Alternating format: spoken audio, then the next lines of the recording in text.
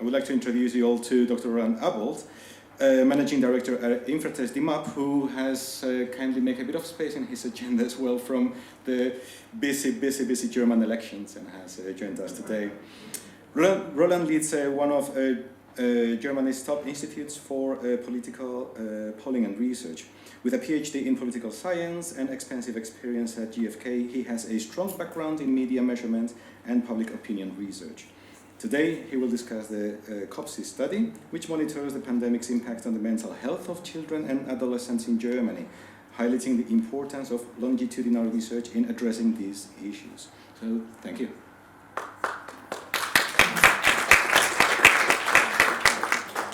Thank you. Pleasure to be here. So, I'm not sure if somebody recognized that headline. I stole that from The Simpsons. There is an episode where someone is always crying, "Won't somebody please think about the children?" For whatever reason, but I thought it fits really well. And it's describing really what is the key of this case study, what I will just present to you. In the introduction, it was already mentioned, I'm standing here for Infratest Dimap. We are one of the, let's say, top polling institutes in Germany. We are doing this since more than 25 years, mostly for a German public broadcaster, so all our results are actually public and also informing the public. And for me it's quite a nice experience in these days to not talk about the German election and not explain why the populist parties will win and all of that, but actually to talk about some of our other fields of expertise and our other fields of research, which is all around political research, trend research, and research on social issues. The case study I'm going to present is interesting, let's say, from two angles. The first angle was already in the title. It's looking on vulnerable groups, it's looking on children and their parents and focusing on these issues. But the other thing is that it's also special because it keeps keeping an eye on something which has perhaps already disappeared from the public agenda. And this is a phenomenon which we always see when looking at certain things like climate change. We always discuss climate change when there is a fire in Los Angeles, or if there is heavy rain in Bangladesh or something like that. But then that thing gets disappearing from the agenda, and the German elections are a special example for that, because no one is talking about climate change in these elections, but it's a lot talk about migration and economics and unemployment and you name it. Also terrorism, we all have that in mind, 9/11, Paris attacks and all of that, but afterwards it gets out of the mind, it gets out of the press, and then it's kind of away from public attention. Refugee crisis, we all know these pictures when we see the boats coming somewhere, but they are coming and going off the media, and the overall trends get then again hidden and disappear. And the last thing, which is then pointing to the case study I'm going to show you, is around the health pandemic. So a couple of years ago it was all around COVID here and COVID there, and will the world ever go back to a certain normal or to a new normal or whatever? And now we are in a new normal or in something totally different, but the pandemic seems to be very far away.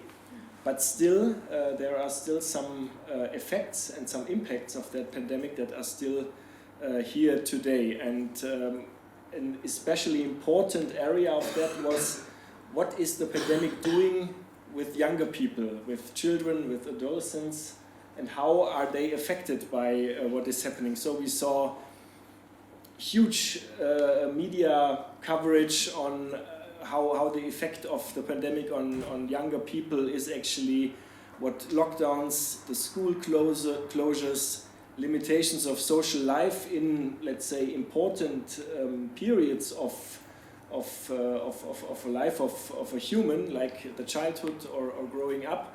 What kind of impact does that have? And it was a lot of speculation how that generation will actually come out of that pandemic. There was a big public concern about mental health and also well-being of younger people during COVID. It was speculated how much mental diseases will grow and so on and so forth. And there were also reports about rising suicide rates and a lot of numbers were thrown around.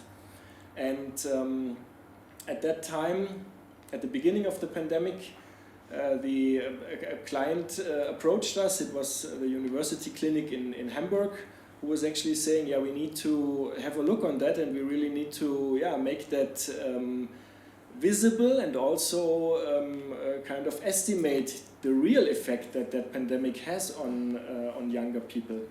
And then we designed a project together, which is not that easy because research with children and younger people is special. So children are normally set below 12 years, young persons between 13 and 17, so before they are grown-ups.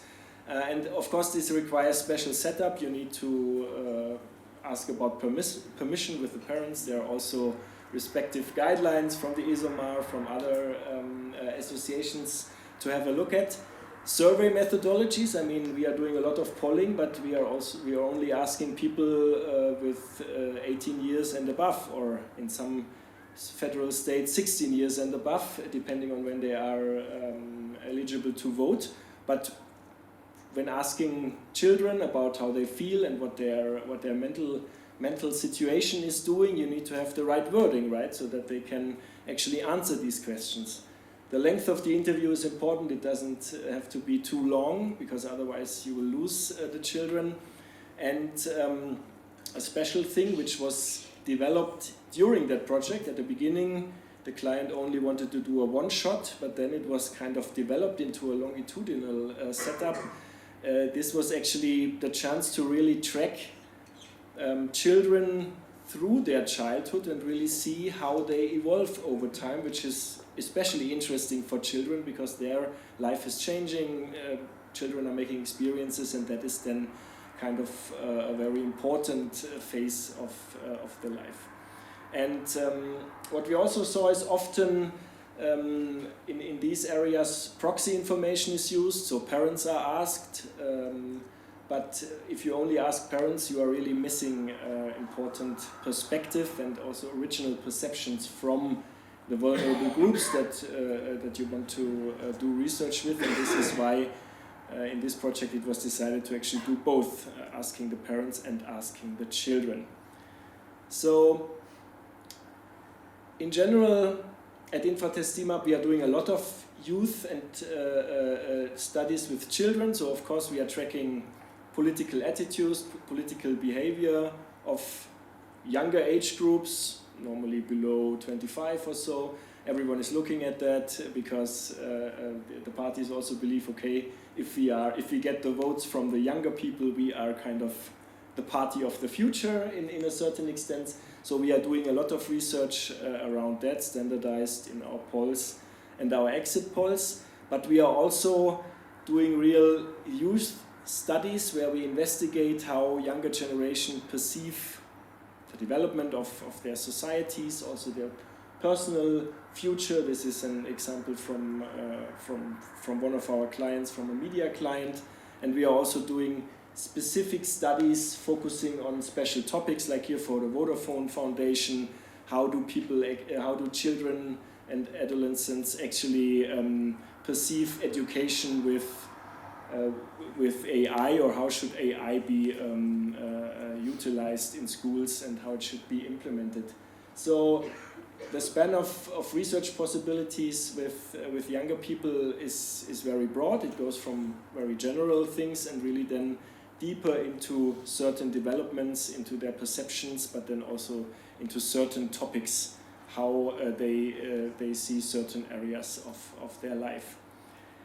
For the COPSY study, as said, it was done with the university clinic in Hamburg, which is one of the most renowned research clinics in Germany, and they wanted to really investigate what COVID-19 has as an impact on mental health for younger people.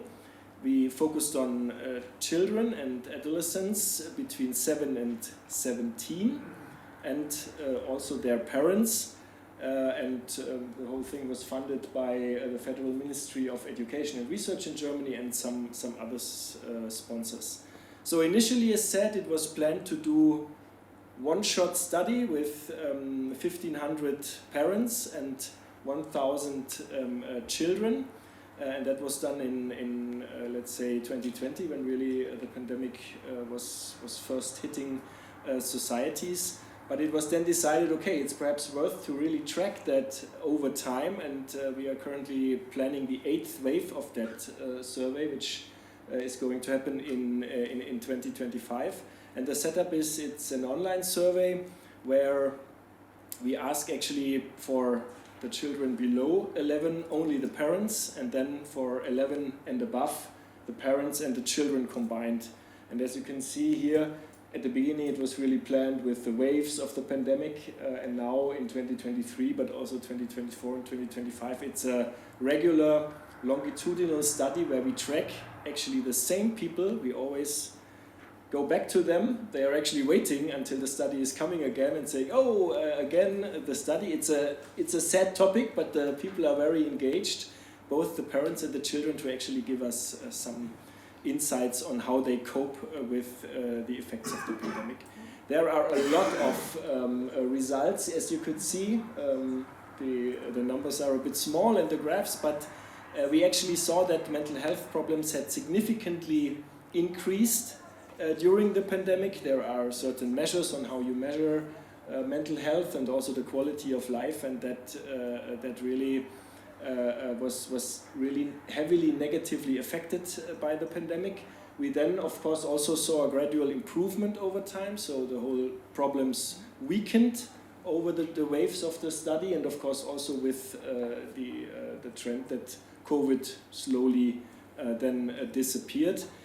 It was also researched how socioeconomic factors are going into that, so are people from poorer families or in different social settings are more affected than the children in, let's say, socioeconomic better off households, which was also the case. So the problems are not equal over the whole society. We looked on certain specific areas, like headaches, like stress, like overall perception of health and well-being, and how that changed and was affected over time. And we also saw that even now, we did the last wave in 2024, the levels never came back to the pre-pandemic area, so that really has a lasting effect on the mental health and also on the well-being of the children. And the additional crisis that happened between the start of the pandemic and until now actually have built up into that, so that we really see an increased level of, let's say, fear about the future in these age groups. So it's really something which is worth keeping an eye on and keeping track on, to really also discuss relevant measures to cope with that and to provide support on the certain levels. So the key takeaway from my presentation and from that really important topic that has been researched is that we often, in our debates, when we talk about things, we often only focus on short-term issues and on quick fixes, but there are certain areas and certain developments, and especially in vulnerable groups like children and growing up people, that require specific attention, and also, of course, specific research methodologies that social research definitely can provide. Projects like this COPSY study provide valuable data also to address really long-term and lasting effects and impacts of certain crises on society. As said, the study showed there was a heavy impact.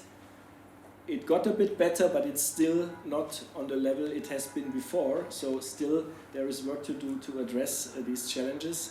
And therefore, it's actually a proof or also a shout out that continued and also longitudinal research where we really track certain people and certain groups over time provides a very well basis for even showing a problem, but then also addressing certain measures to support mental health and well-being. There has been extensive media coverage about the study in Germany. There has also been a lot of measures that have been designed based on that study, tested in Hamburg, but also elsewhere, and also international attention on the results. And therefore, I think it's a good example what social research can really bring for society and also for really understanding trends and their and impact of certain things on different groups, and therefore I wanted to show it to you. Thanks a lot.